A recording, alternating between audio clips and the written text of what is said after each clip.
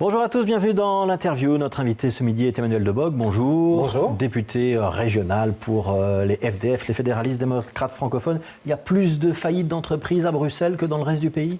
Alors proportionnellement, il y en a plus effectivement à Bruxelles que dans le reste du pays.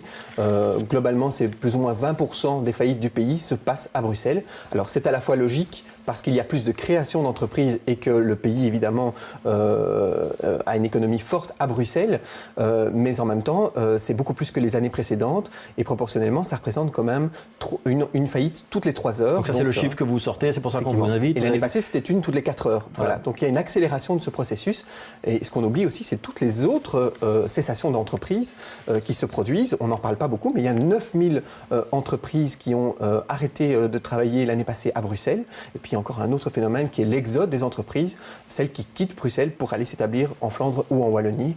Et c'est un autre phénomène très inquiétant. Alors avec votre parti, vous réclamez un plan anti-faillite. On va y revenir. D'abord sur ces chiffres. Donc une faillite d'entreprise bruxelloise toutes les 3 heures. Et vous nous dites c'est plus qu'ailleurs, mais... Allez, comparativement, on est à 5700 entreprises qui ont fait faillite l'an dernier en Flandre, 3300 en Wallonie, 2700 à Bruxelles. Est-ce que ce n'est pas juste le poids réel de Bruxelles en termes d'économie ? On sait que Bruxelles a peut-être 1 million d'habitants, mais qu'en termes de puissance économique, on pèse plus que proportionnellement les autres régions. Alors c'est vrai que notre PIB à Bruxelles est supérieur proportionnellement aux autres régions, mais ce que l'on constate, c'est que dans les années 2000 jusqu'en 2004, plus ou moins, on avait proportionnellement 2 fois moins de faillites qu'aujourd'hui. Et la croissance du nombre de faillites ces 8 dernières années, et c'est un peu le bilan de l'Olivier que je fais, c'est lourdement accéléré et on a une croissance de faillites de 100%. Donc les faillites ont doublé proportionnellement. Ça a doublé en une dizaine d'années. Ça veut dire qu'il y a 10 ans, tout simplement, Bruxelles se portait beaucoup mieux.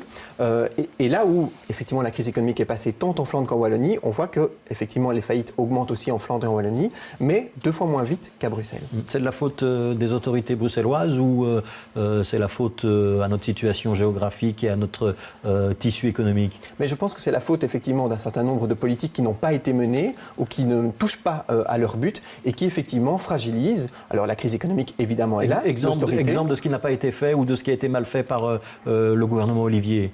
Par exemple, la hausse des taxes locales implicites quand la région n'aide pas suffisamment les entreprises et qu'elle fait porter l'effort budgétaire aussi sur les communes, mais c'est tant le fédéral que les régions qui portent cela et que par exemple les communes sont obligées d'augmenter leurs taxes additionnelles, que ce soit sur les surfaces de bureaux, que ce soit le précompte immobilier. J'ai fait une étude sur la hausse du précompte immobilier ces 10-15 dernières années. On est à une moyenne de plus 20% d'impôts locaux à Bruxelles et jusqu'à 42% dans ma commune ou à Jette.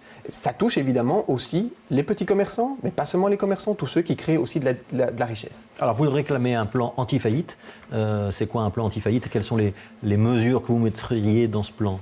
Alors, il y a plusieurs mesures, mais pour moi, la plus symbolique et la plus forte, c'est celle évidemment de pousser les jeunes et ceux qui veulent créer leur activité d'indépendant.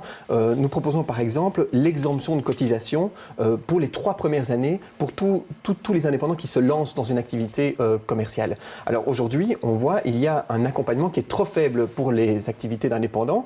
Certes, il existe des outils, mais ces outils ne profitent pas à tous. Et par ailleurs, on voit que la fragilité des entreprises, c'est justement dans les 3 premières années. Alors si on exempte effectivement les cotisations sociales indépendantes pour ces 3 premières années, on aura un effet bénéfique. Par ailleurs, ça c'est plutôt une mesure du fédéral qu'une mesure régionale. Ce n'est pas que fédéral ou régional. Je crois qu'il faut effectivement avoir une mesure plus ou moins globale, mais celle-ci, elle est la plus symbolique et la plus importante. Par ailleurs, aujourd'hui, on a des gens qui sont au CPS ou qui ont perdu leur emploi, qui souhaiteraient se lancer comme indépendants, mais qui ne peuvent pas parce qu'ils perdraient toute une série d'avantages sociaux. Ils ne seraient plus couverts par la mutuelle. Ils devraient payer énormément, effectivement, de taxes ou d'impôts complémentaires, alors qu'ils doivent effectivement souffrir dans une activité, de lancer son activité. C'est toujours plus difficile les 3 premières années. Et donc pour eux, qu'est-ce qu'on peut faire ? Tout simplement diminuer, voire supprimer les cotisations sociales. Sur le premier emploi. Alors nous, on a aussi sur les 3 premiers emplois, quand une entreprise crée les 3 premiers emplois, alors une mesure régionale, et c'est celle qu'on va voter vendredi, c'est la fameuse zone franche que le gouvernement bruxellois a décidé. Elle a décidé d'aider effectivement la zone du canal qui s'étend depuis Forêt jusqu'au nord de la ville de Bruxelles et qui va concentrer effectivement des aides publiques assez importantes. On va aider les entreprises à engager. Nous sommes évidemment favorables à Donc là, vous allez appuyer une proposition de l'Olivier. Nous allons appuyer, c'est-à-dire que nous n'allons pas être contre. Nous sommes favorables effectivement à revitaliser cette zone qui est particulièrement délaissée. Par contre, là où il y a un problème, et c'est pour ça que nous allons nous abstenir, c'est qu'on ne touche pas à la création d'emplois pour les jeunes qui sont aujourd'hui au chômage. Parce que si on crée effectivement des entreprises, où on aide les entreprises à s'installer dans cette zone-là, en revanche, ces entreprises vont devoir engager des gens qui sont domiciliés dans cette zone-là. Or, où sont aujourd'hui les poches de pauvreté? Elles sont dans les 19 communes, elles sont à Saint-Josse particulièrement, elles sont à Scarbeck. Eh bien, un jeune de Scarbeck ne sera pas aidé, ne sera pas subventionné, alors que le jeune qui habite à Anderlecht, au bord du canal ou au bord de la ville de Bruxelles, du canal du côté de la ville de Bruxelles, lui sera aidé à 100% par cette aide. Et je trouve que c'est effectivement ne pas toucher à la cible numéro 1, qui est le problème des Bruxellois du chômage. Et on l'a dit, 30% des jeunes de moins de 25 ans sont au chômage et ne sont pas aidés. Ouais.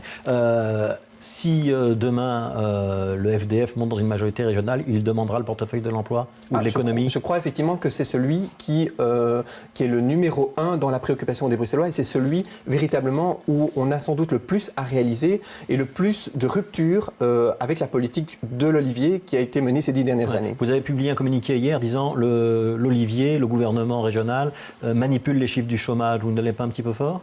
Mais non, parce que ça fait maintenant depuis 3 ans, et même déjà avant cela, que le gouvernement bruxellois communique, et Actiris participe à cet effort-là, des communiqués d'autosatisfaction. Oui, mais les chiffres du chômage. Alors le dernier qui est tombé, c'est 20,4% de chômeurs à Bruxelles. C'est exactement le même chiffre qu'il y a un an. C'est donc une stabilisation. Alors voilà, on est content avec une stabilisation, avec 20% de chômage à Bruxelles. Dans un contexte de crise économique, c'est pas si mal. Alors je trouve que c'est particulièrement scandaleux qu'en crise économique, et alors qu'on a mis beaucoup d'argent public, je vous rappelle qu'on met quand même 300 millions d'euros dans les politiques d'emploi aujourd'hui, et on n'arrive pas à faire baisser ce taux de chômage. Et pire, on se gausse parce que tout simplement en Flandre et Wallonie, on a une augmentation supérieure. Oui, mais moi je préférais avoir le taux de chômage de 8% de la Flandre ou de 10% ou 12% en Wallonie, et qui augmente certes de 10% à 11% que celui de 20%. Et on a le gouvernement bruxellois et Actiris très heureux de voir que finalement on stabilise le taux de chômage, et quand on diminue de 0,1%, on se gausse. Et maintenant, les chiffres sont tellement mauvais sur les personnes de plus de 25 ans qu'on ne communique même plus sur celles-là. On dit, taux de chômage des jeunes de moins de 25 ans a diminué, félicitations. Or, en réalité, qu'est-ce qu'on a fait? On a sorti les jeunes de moins de 25 ans des statistiques en les envoyant en formation. Moi, je dis bravo, c'est très bien, et on a plaidé pour qu'il y ait plus de gens en formation. Mais faire bénéficier aujourd'hui les procédures d'emploi, de formation et de subsides aux moins de 25 ans, et en même temps abandonner les autres, parce qu'aujourd'hui, la classe 25-29 ans, elle explose au chômage. Il y a beaucoup plus de jeunes. Moi, j'ai rencontré des jeunes de 26-27 ans qui me disent « Monsieur Debock, on n'a plus accès aux formations, on n'a plus accès aux emplois subventionnés, on est complètement mis de côté. » Et ne parlons pas des plus de 50 ans qui, eux, ont perdu leur emploi et qui n'arrivent plus à être intéressants pour un employeur, qui ne sont même plus aidés par les politiques locales, régionales. Mais donc ça veut dire que la garantie jeune, mise en place par le gouvernement Olivier, ce n'était pas une bonne idée? Mais elle n'est toujours pas mise en place. On a fait un effet d'annonce, mais il n'y a toujours aucune garantie. On a communiqué, mais il n'y aura rien avant 2014. On a fait des effets d'annonce, on a certes envoyé un peu plus de jeunes en formation, mais ces jeunes en formation ça commence toujours maintenant, pas d'emploi. Quand même, théoriquement, la garantie jeune. En 2014, oui, mais on ne verra les effets que dans un an. Parce qu'envoyer des jeunes en formation ou en stage d'insertion, c'est très bien, mais ça ne donne pas encore un emploi durable. C'est le premier pas. Mais qu'est-ce qu'on a fait depuis 10 ans? Et donc c'est là qu'il y a un problème. Et c'est là qu'il faut aller beaucoup plus vite. Et c'est là qu'il faut arriver à faire en sorte que les emplois que l'on crée soient des emplois durables. Faire ce qu'on a fait avec les ACS ou les augmenter. Mais vous savez, Emmanuel Debock, aussi que l'emploi ne se décrète pas et que c'est avant tout les entreprises qui créent de l'emploi, ce n'est pas les pouvoirs publics. Ah, mais justement. Et qu'est-ce qu'on a fait aujourd'hui? On a créé beaucoup plus d'emplois publics qu'on en a créé dans le privé. C'est ça le problème de Bruxelles. Et pire, le nombre d'emplois à Bruxelles ces dernières années a augmenté. On est passé de 600 000 emplois à Bruxelles à 650 000. Donc on aurait pu diminuer le chômage de moitié. Sauf que les emplois qui sont à Bruxelles ne profitent pas aux Bruxellois. Et pire, ceux qui en ont un sont ceux qui sont en train de partir. Ce sont ceux qui viennent s'installer en Wallonie ou en Flandre parce que tout simplement la politique fiscale ou le prix du logement est supérieur. Mais on ne peut pas réserver un emploi à un Bruxellois. Ah non, mais on peut tout faire pour garder les Bruxellois à Bruxelles. Et c'est tout ce que le FDF propose justement. Alors, je voudrais vous interroger sur la vie de votre parti, les FDF. Damien Thierry, vous lui parlez encore ? Je n'ai pas eu l'occasion de le voir, mais c'est sûr que c'est un peu difficile en ces circonstances. Ouais, il était notre invité mardi, et il a indiqué que si le FDF était surpris, c'est qu'on n'écoutait pas bien au bureau du FDF parce qu'il s'était régulièrement opposé à Olivier Maguin. Vous assistez au bureau du FDF ? Oui. C'est exact ou c'est faux? C'est vrai qu'il y a eu 2-3 prises de parole et d'actes qui ont été menées par Damien Terry, mais il n'a jamais annoncé qu'il allait retourner sa veste comme il l'a fait, et pire, se renier dans ses propres propos, qui étaient aussi parfois forts que ceux d'Olivier Minguen. Il a renié ses propos, il a retourné sa veste. C'est les propos que vous employez. C'est assez fort quand même. Hein? C'est pas assez fort, c'est juste la réalité. Quand on a porté un combat avec nous, quand on est une figure emblématique comme Damien Terry dans le combat des francophones de la périphérie, et qu'après ça on vient dire que ce combat qu'on a mené 15 ans avec ses colistiers, moi je veux dire c'était quelqu'un avec qui j'étais fier de me battre, et qu'on renie cette parole-là, c'est vrai que ça laisse un goût amer. Maintenant pour le reste, je ne vais pas dire que tout est rose. Je comprends la déception personnelle de Damien Terry sur certains points, mais la politique n'est pas qu'une question de place, n'est pas qu'une question de place sur une liste. Et je crois qu'il faut dépasser parfois cela. Ce qu'il sous-entend, c'est que contester Olivier Minguen en bureau, c'était un signal, que ne pas se présenter à la vice-présidence du parti, c'était un signal, qu'on ne l'a pas entendu. Est-ce que ça veut dire que personne ne conteste jamais Olivier Minguen en interne? Mais j'étais le premier, je crois, à montrer qu'il y avait un espace démocratique dans le parti. Vous avez été candidat à la présidence contre Olivier Minguen. Damien Terry aurait pu se présenter à la présidence. Il ne l'a pas fait. Et c'est d'ailleurs pour cette raison-là que je l'ai fait. Pour montrer aussi à un certain nombre de gens qui critiquent peut-être en interne qu'on ne peut pas critiquer gratuitement, qu'il faut aussi à un moment donné poser des actes. Et se présenter à la présidence était possible dans le chef de Damien Terry. Et ça aurait été positif peut-être pour le parti et pour le débat interne. Voilà, moi, j'y suis allé avec la force de mes convictions et de mon engagement. Damien Terry aurait pu faire ça aussi. Oui. Est-ce qu'il faut craindre que Damien Terry soit le premier d'une longue série de mandataires ou de militants FDF qui rejoignent le mouvement réformateur? Est-ce que c'est une crainte que vous avez ou pas? Je ne crois pas. Dans le cas de Damien Terry, c'est juste un débauchage politique de la part du MR. Ouais. C'est déjà arrivé dans le temps. Gérard Depré a fait la même chose. Il y a une échevine, Valérie Grings, qui le suit visiblement. Mais je ne suis pas au courant, mais fondamentalement, je peux comprendre qu'au niveau local, certains choisissent à un moment donné une carrière professionnelle et des intérêts privés et particuliers. Et je peux comprendre que certains aient des convictions alimentaires plus que d'autres. Pour ma part, je n'ai entendu le départ de personne et il n'y a personne d'autre qui partira du parti. On arrêtera la liste pour les élections régionales cette semaine? Dimanche. Ouais. Quelle sera la place de l'Emmanuel Deboc sur la liste?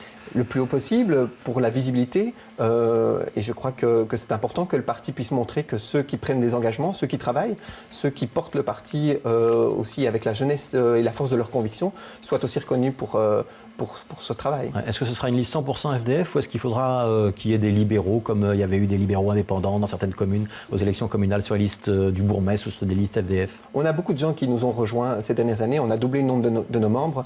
Et manifestement, il y a aussi des gens, des ex-libéraux qui nous rejoignent et qui seront présents sur notre liste à nos côtés dans notre combat. Et qui auront des places visibles? Toutes les places sont visibles, certaines plus que d'autres. Merci Emmanuel Deboc d'avoir été l'invité de l'interview. Il fait la pluie et surtout le beau temps en ce moment. Patrick Vermeer dans un instant.